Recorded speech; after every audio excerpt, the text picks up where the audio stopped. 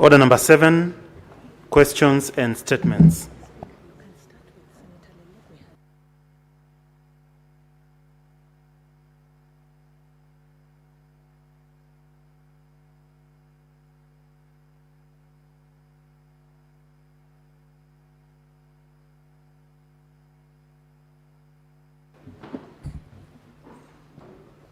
Honorable Senators, we have several statements. Let us start with the one understanding order 52-1 by Senator Lelengwe Letumbesi.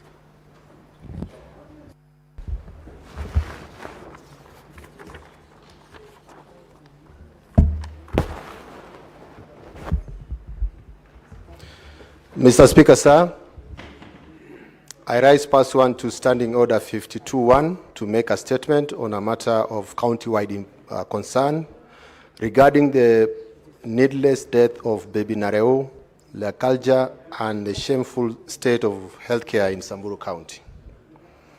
Mr. Speaker, sir, I rise with a heavy heart and deeply wounded spirit to speak on a matter that has shaken me to the core, not just as a senator, but as a father, a human being, and a leader entrusted with the solemn duty to defend the dignity and lives of the people I represent. I speak today for baby Nareo Lakalja, a bright-eyed 4-year-old girl from Tamiyoi village, whose life was tragically and needlessly cut short by the catastrophic failure of Samburu County's healthcare system. Mr. Speaker, sir, baby Nareo fell ill and was admitted to the Samburu County Referral Hospital, where she remained for over 2 weeks. During her stay, no proper diagnosis was made, no decisive action was taken, and no sense of urgency was shown by the healthcare workers. Her condition worsened, and on the first day, doctors claimed a CT scan was urgently needed, but shamefully, the machine was not functioning. The family had to travel to Nyahururu Pearl Hospital using their own meager means.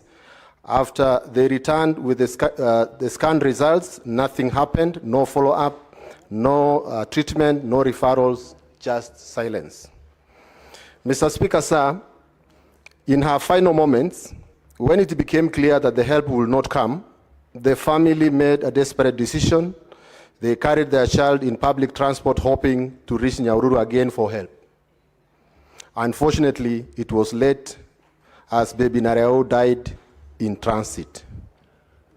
Cradled in her parents' arms in anguish because a county with billions of shillings in healthcare budget could not provide functioning ambulance for a dying child. They carried her body back the same way, pretending she was asleep, because even death in Samburu lacks dignity under this county leadership.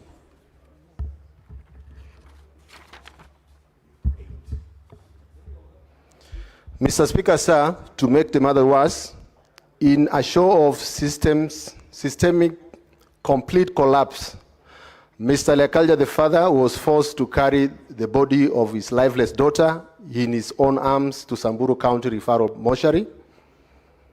There were no trolleys to assist, no ambulance, no medical escort, and not even a mortuary attendant, except who merely opened the door to the cold room.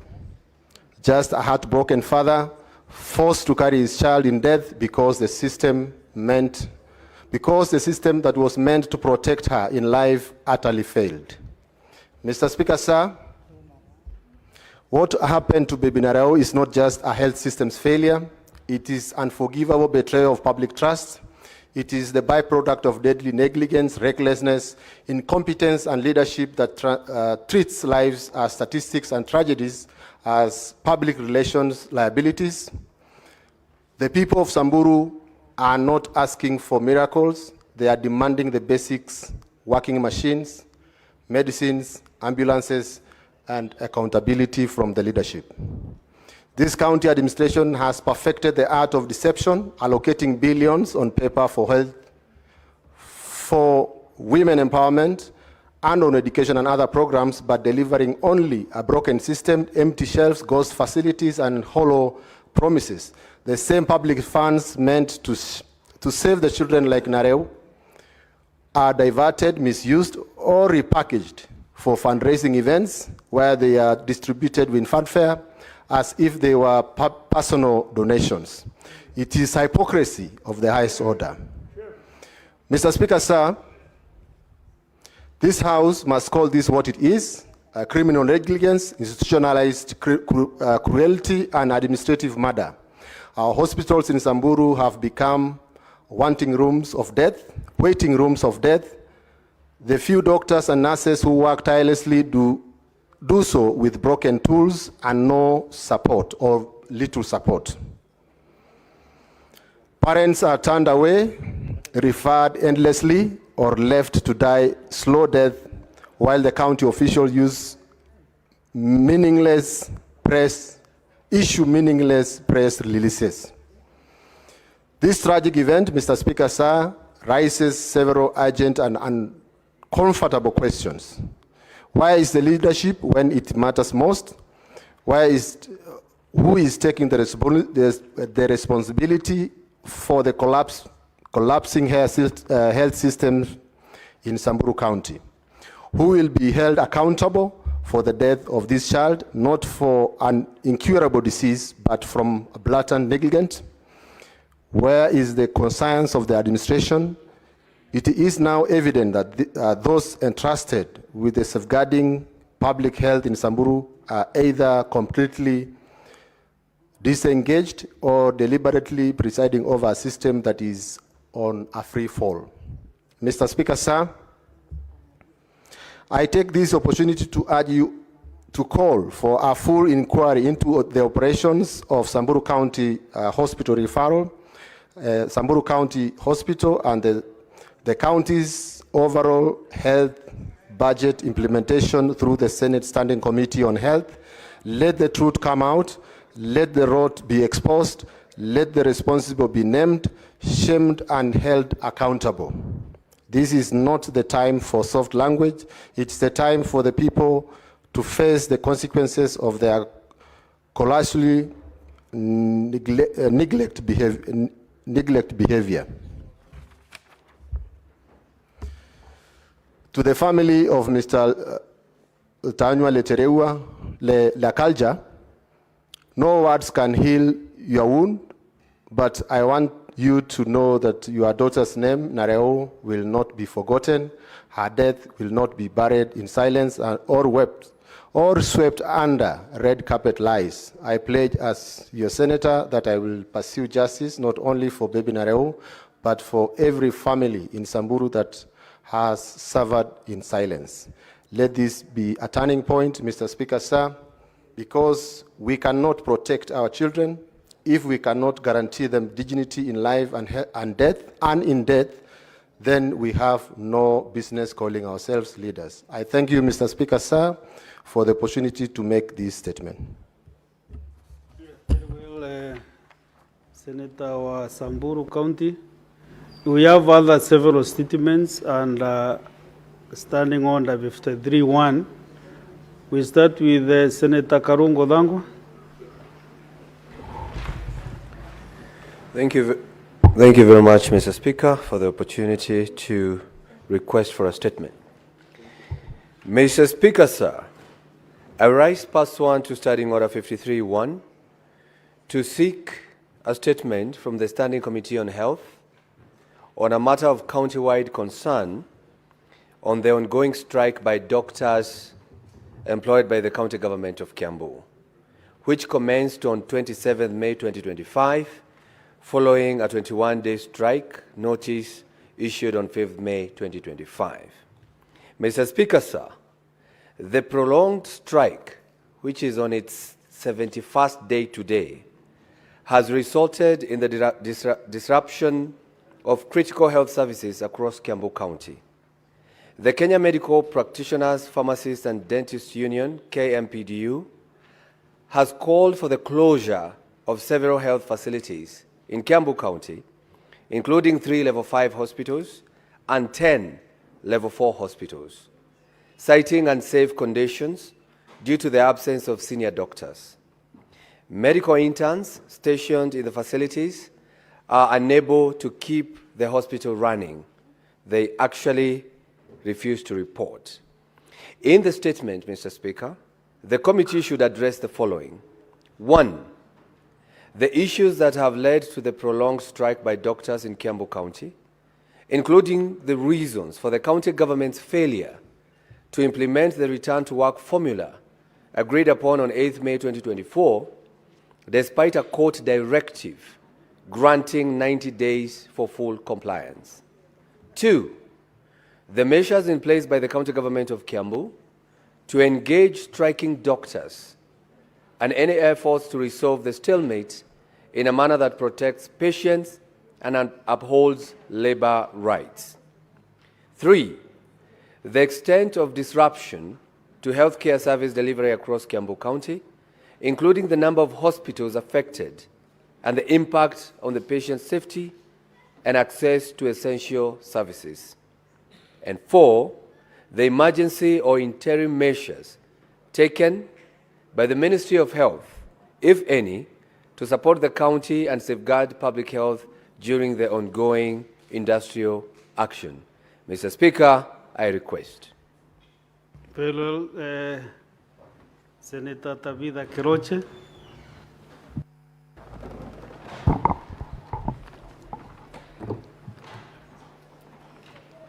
Mr. Speaker, sir, I raise pursuant to Standing Order 53-1 to seek a statement from the Standing Committee on Health on a matter of a county-wide concern on the failure of the Social Health Authority program to function effectively in Nakuru County. Mr. Speaker, sir, residents of Nakuru County have expressed deep concern over the perceived failure of SHA program.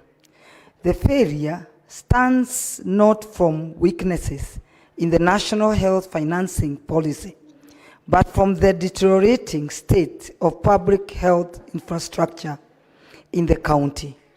Public hospitals in Nakuru are facing severe shortages of essential medicines and critical diagnostic equipment such as CT scan, MRI, and X-ray machines, many of which are either missing or non-functional. Consequently, patients enrolled under SHA program are unable to access the care they are entitled to. This has led to misplaced public outreach against the national government, despite SHA program being successfully implemented in other counties where healthcare facilities are adequately resourced. In the statement, the committee should address the following: the reasons for the failure by the Nakuru County government to ensure the availability of essential medicines and supplies in public hospitals, the status of key diagnostic equipment, especially CT scan, MRI, and X-ray machines across public hospitals in Nakuru County, the interventions being undertaken by the Ministry of Health and SHA to promote equitable implementation of SHA program across all counties, the accountability measures in place for county governments that undermine the effective implementation of national health policies such as SHA. If the Nakuru County government does not equip our public hospitals in Nakuru with the medicines, diagnostic machines such as CT scan, MRI, X-rays, where 90% of Nakuru residents seek for their medical services, let it be known that such SHA has no use, and yet majority of Nakuru residents have registered. Thank you, Mr. Speaker, sir. Very well. Senator Christo Asige.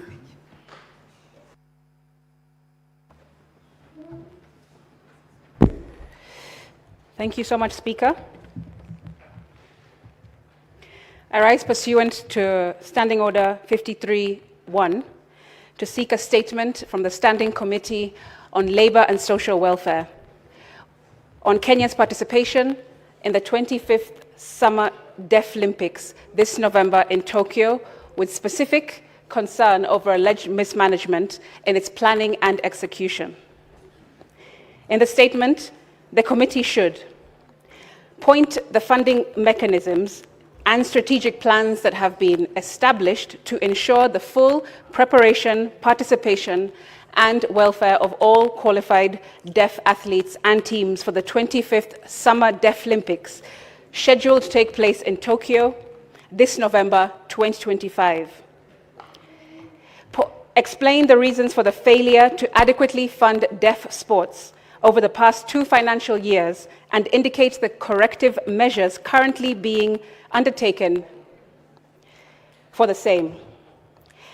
Outline the steps that have been taken to ensure the fair inclusion of all 12 sporting disciplines in the planning, training, funding, and team selection processes, including the formation of the National Organizing Committee. State the safeguards that have been adopted to promote inclusive and transparent decision-making in the governance of deaf sports. 5, investigate the actions that have been taken, if any, in response to the reported misappropriation of over 10 million shillings allocated for the Deaf World Championships, and matters said to have led to Kenya's suspension by the International Committee of Sports for the Deaf, and significantly disrupted deaf sports for the better part of 2 years now. 6, point why individuals previously implicated in the above financial misconduct continue to be involved in the current Deaf Olympics preparations, and outline the oversight mechanisms in place to prevent further misuse of public funds. Lastly, state the legal or institutional safeguards, including independent oversight mechanisms that have been put in place to ensure the transparent and accountable management of funds allocated to deaf sports in the country. I thank you. Senator William Kisa.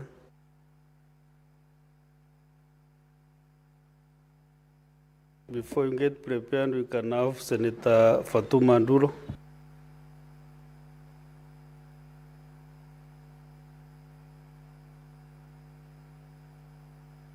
Takisang, are you ready now? Okay.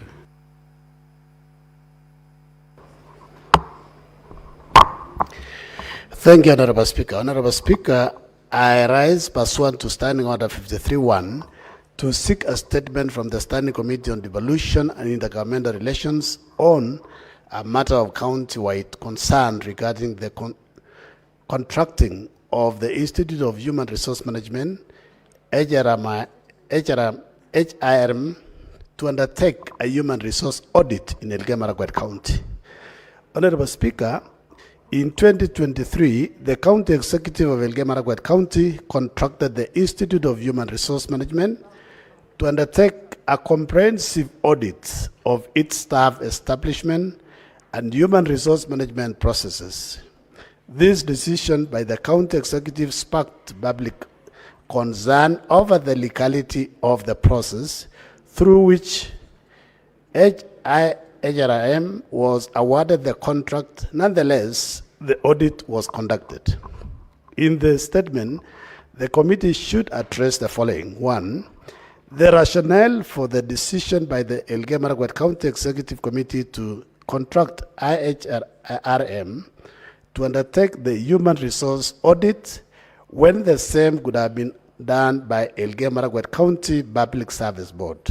Second, the justification and legal basis for the decision by the Elgeyo Marakwet County Executive Committee to direct the County Public Service Management Department to contract IHRM through direct procurement, and whether it was procedurally and legally permissible for IHRM to subcontract the audit service to a private firm, URMS. The reasons for the payment of the full contracted sum of Kenya shillings 5 million to IHRM, despite the failure by the audit firm to fulfill all the deliverables in terms of the terms of reference. Finally, Honorable Speaker, the actions being taken by the county executive to address the deficiencies identified in the said report. Thank you, Honorable Speaker. Okay, Senator Ezena Lemaletia.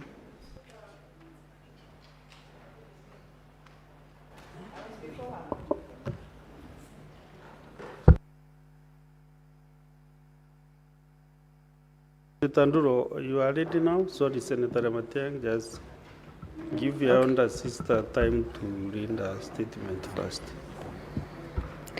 Thank you, Mr. Speaker. Sir, I rise pursuant to Standing Order 53-126 statement by the from the Senate Standing Committee on Justice, Legal Affairs and Human Rights regarding the investigation by the DCI into the forging of county assembly documents that may be used to facilitate illegal processes, including the alleged involvement of the clerk of the county assembly, as well as the fraudulent appointment of Mr.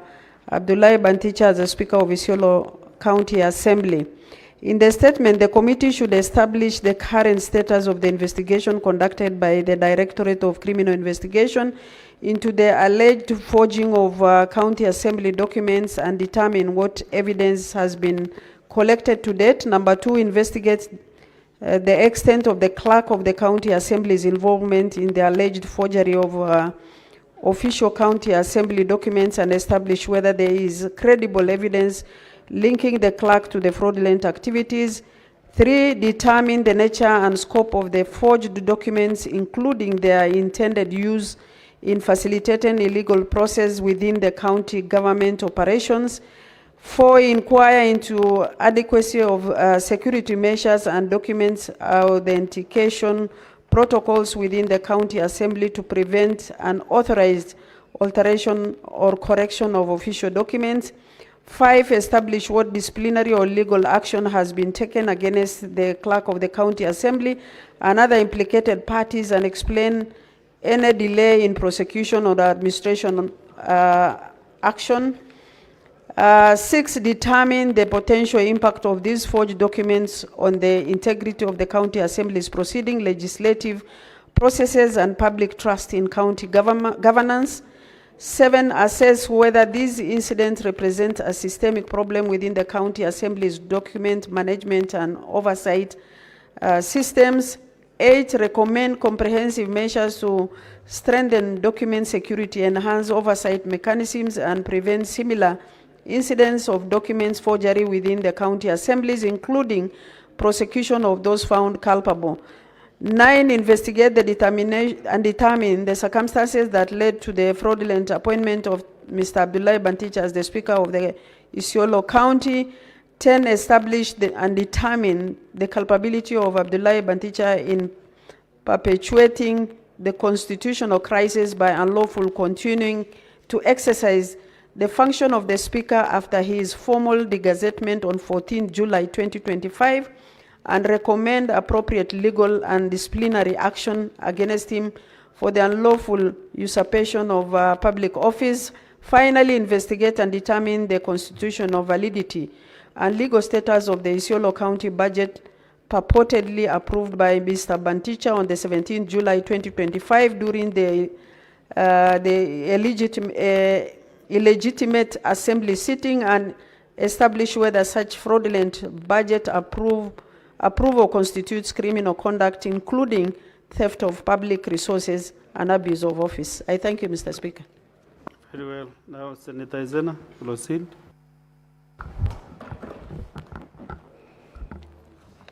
Thank you, Mr. Speaker. And I rise to request a statement on the resolution of historical land injustices in Kenya. Mr. Speaker, sir, I rise pursuant to Standing Order 53-1 to seek a statement from the Standing Committee on Land, Environment and Natural Resources on a matter of national concern regarding the resolution of historical land injustices in Kenya, particularly in the marginalized regions. Mr. Speaker, sir, while the National Land Commission was mandated to investigate and recommend appropriate redress for historical land injustices, many affected communities, especially those in marginalized areas, continue to wait for justice decades after displacement, dispossession, or denial of access to ancestral lands. In the statement, the committee should address the following. 1. The total number and current status of all claims of historical land injustices handled by the National Land Commission since its inception.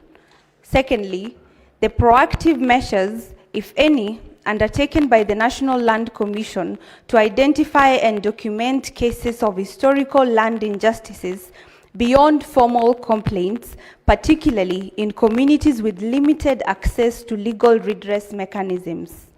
Third, the frameworks in place to ensure prompt, transparent, and fair resolution of historical land injustice claims, including recommendations to strengthen them. Senator Ezena Lemalitian, dated 7th of August 2025. On my second statement, Mr. Speaker, I rise to request a statement on the distribution of national government development projects across counties. Mr. Speaker, sir, I rise pursuant to Standing Order 53-1 to seek a statement from the Standing Committee on Devolution and Intergovernmental Relations on a matter of national concern regarding the distribution of national government projects across all counties. In the statement, the committee should address the following. 1. The criteria used by the national government to distribute development projects across the counties, as well as the measures in place to ensure that the distribution is equitable. Secondly, the total national government development projects currently being implemented in each county, along with those planned for implementation in the medium term. Third, the measures in place to ensure the long-term sustainability of the projects implemented, particularly in the marginalized areas, including where the local communities are engaged in project identification and execution. Senator Ezena Lemalitian, dated 6th of August 2025. Thank you, Mr. Speaker. Very well. Senator Godfrey Ososi.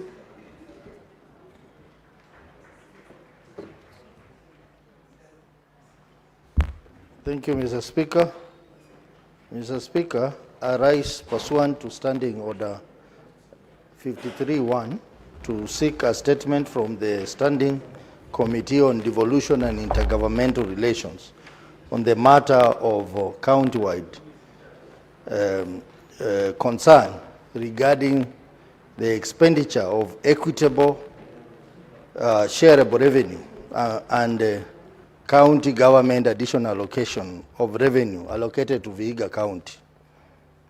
Mr. Speaker, sir, in the financial year 2025-2026, Vihiga County is set to receive an additional 716,709,143 Kenya shillings following the enactment of the County Government Additional Allocation of the Revenue Act, as well as an increase of Kenya shillings 551,534,838 in equitable share of revenue following the new revenue sharing formula that this House passed.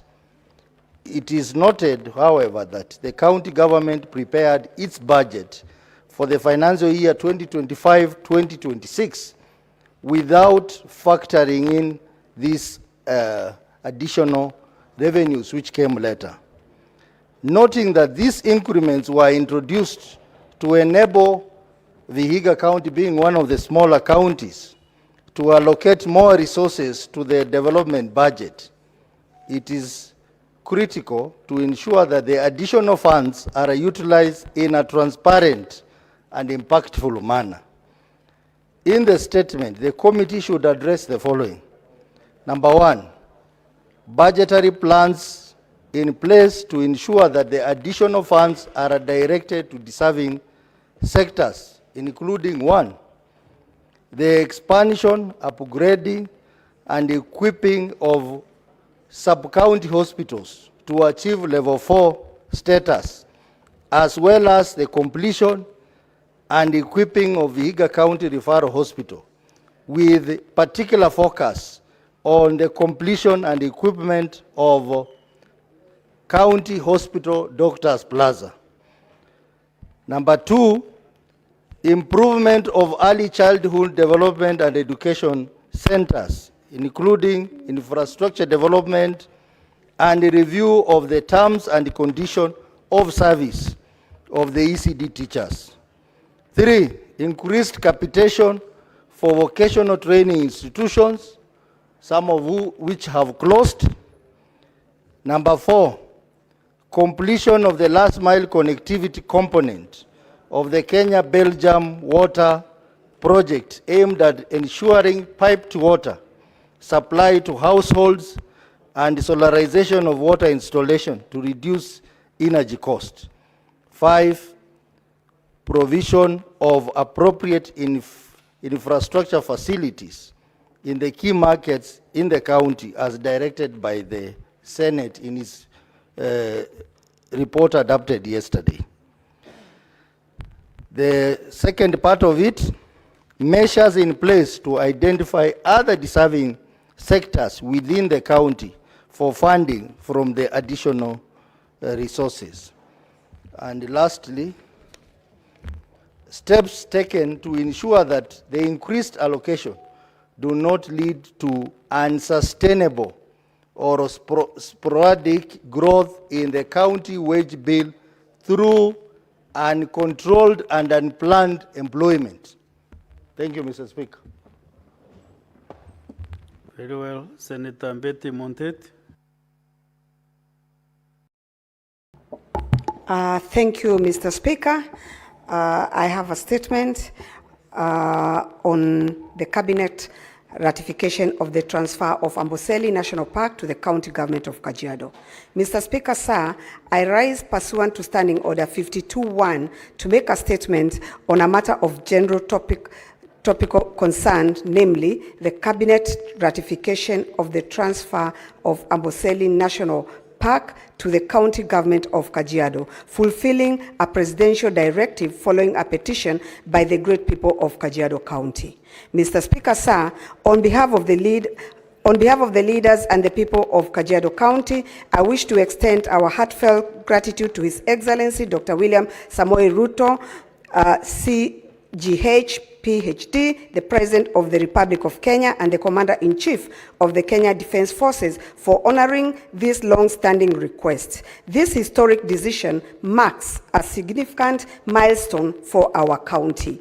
Mr. Speaker, sir, Amboselli National Park is a world-renowned wildlife sanctuary, famous for its large elephant heads and breathtaking views of Mount Kilimanjaro, located in Loitoktok within Kajiado South constituency. The park forms part of a large 8,000 square kilometer ecosystem striding the Kenya-Tanzania border. Its conservation history dates back to 1906 when it was designated to a protected zone, and it was later gazetted as a national park in 1973. Mr. Speaker, sir, the transfer of Amboselli National Park presents numerous benefits to the local community. As traditionally custodians of the Amboselli ecosystem, our people stand to gain through employment opportunities, enhanced local infrastructure, educational scholarships, improved healthcare services, and expanded access to clean water. Furthermore, the growth of community-owned wildlife conservancies will generate income through land leasing arrangements and ecotourism initiatives. Mr. Speaker, sir, despite these new Despite this new milestone, we are equally aware of the challenges that may affect the long-term viability of the park. Chief among these is the growing human-wildlife conflict, driven by population growth and increased livestock farming, which has intensified competition for land and water. Additionally, the subdivision of communal land for agriculture and settlement has disrupted key wildlife migration corridors. The region's